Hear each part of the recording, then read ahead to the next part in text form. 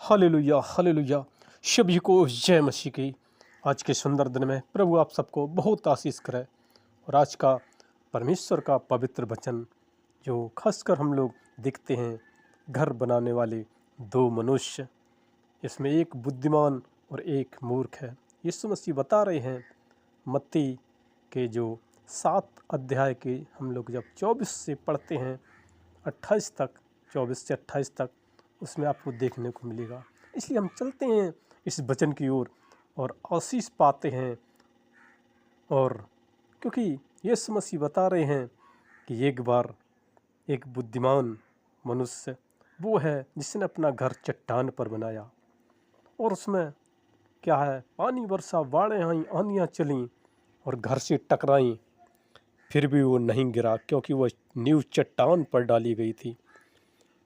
और जो दूसरा है, उसने बालू पर अपना घर बनाया, मेघ वर्षा बाढ़ें आई, आंधियाँ चलीं और उस घर से टकराई और गिरकर वो घर सत्यानाश हो गया।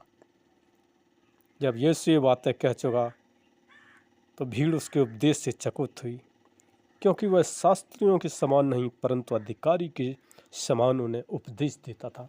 यीशु मसीह बता रहे हैं कि हमें कैसा घर बनाना है। जैसे लूका में भी हम लोग देखते हैं 6 अध्याय के 47 में, वहाँ पर भी प्रभु यीशु मसीह बता रहे हैं कि जिसने घर बनाते समय भूमि गहरी खोद कर चट्टान पर नींव डाली, और जब बाढ़ आई तो धारा उस पर घर पर लगी परंतु उसे हिला न सकी, क्योंकि वह पक्का बना था। परंतु जो सुनकर नहीं मानता था वह उस मनुष्य के समान है जिसने मिट्टी पर बिना नींव का घर बनाया।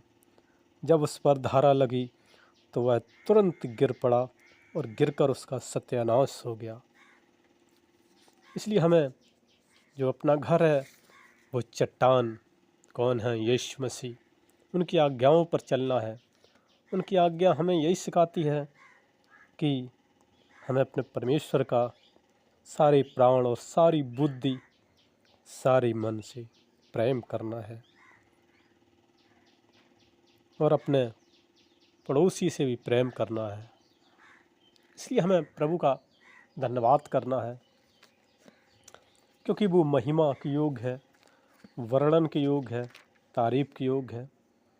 क्योंकि जब हम लोग आगे पौलुस इस बात को कहता है, कुलुस्सियों, जब हम लोग 2 अध्याय की 6 और 7 में पढ़ते हैं, अतः जैसे तुम मसीह यीशु को प्रभु करके ग्रहण कर लिया वैसे उसी में चलते रहो, और उसी में जड़ पकड़ते और बढ़ते जाओ।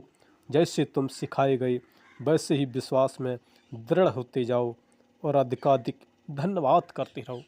इसलिए हमें परमेश्वर का धन्यवाद करना है, जड़ पकड़ते जाना है। जो अपना घर, जो मकान है, इस शरीर एक मकान की तरह है, क्योंकि जब हम परमेश्वर की महिमा करेंगे, आराधना करेंगे, प्रार्थना करेंगे, जय जयकार करेंगे, तो परमेश्वर कहते हैं तुम्हारा घर उस चट्टान पर है, उस पक्की नींव पर है, ये कोई धारा हिला नहीं सकेगी, कोई बीमारी हिला नहीं सकेगी, कोई समस्या हिला नहीं सकेगी।